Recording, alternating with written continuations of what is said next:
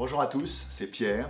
Dans la vidéo précédente, nous avons vu que l'Union européenne n'était pas une vraie démocratie. Et dans cette vidéo, nous allons voir une des principales réformes qui a été mise en avant pour démocratiser l'Union européenne, le système du Spitzenkandidat. C'est un mot allemand qui veut dire candidat tête de liste. Et c'est une réforme qui a été introduite par les partis politiques au niveau européen et les députés européens à l'occasion des élections européennes de 2014.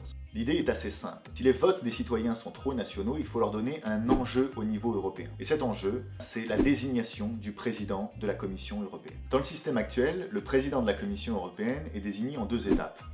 D'une part, les chefs d'État et de gouvernement proposent un nom, et d'autre part, les députés européens valident ce nom par leur vote. Le système du Spitzenkandidat ou candidat tête de liste introduit un troisième élément, le fait que les partis présentent à l'avance le candidat qu'ils vont soutenir et font campagne sur ce nom au moment des élections européennes. L'idée est donc que les citoyens européens désignent indirectement le président de la Commission européenne qu'ils souhaitent. En 2014, le Parti socialiste européen avait présenté l'allemand Martin Schulz et le Parti populaire européen, le parti de droite, avait présenté le luxembourgeois Jean-Claude Juncker. Et comme c'est ce parti qui est arrivé en tête aux élections européennes, Jean-Claude Juncker est devenu président de la Commission européenne. Alors, est-ce que ce système a rendu l'Union européenne plus démocratique? La réponse est non.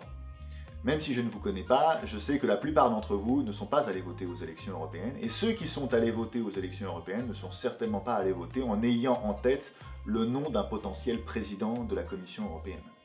Alors pourquoi est-ce que ce système ne marche pas? Mais d'abord parce que les candidats qui sont désignés par les partis politiques européens ne sont pas désignés de façon démocratique, mais dans un processus extrêmement élitiste. Par exemple, le Parti populaire européen a désigné Manfred Weber, un Allemand, comme son candidat pour 2019. Mais Manfred Weber n'a pas été désigné par des électeurs ou par un processus de primaire ouverte. Il a été désigné par des délégués de tous les partis de droite européens. Pour la France, ce sont des délégués des Républicains qui sont allés voter. Le problème, c'est qu'on ne sait absolument pas qui, suivant quelles instructions et avec quels critères ces gens-là sont allés voter. Le deuxième problème, c'est que les partis politiques ne font pas campagne sur ces candidats à la présidence de la Commission européenne. Par exemple, en 2014, la droite allemande faisait des posters qui, au lieu de montrer Jean-Claude Juncker, montraient le visage d'Angela Merkel.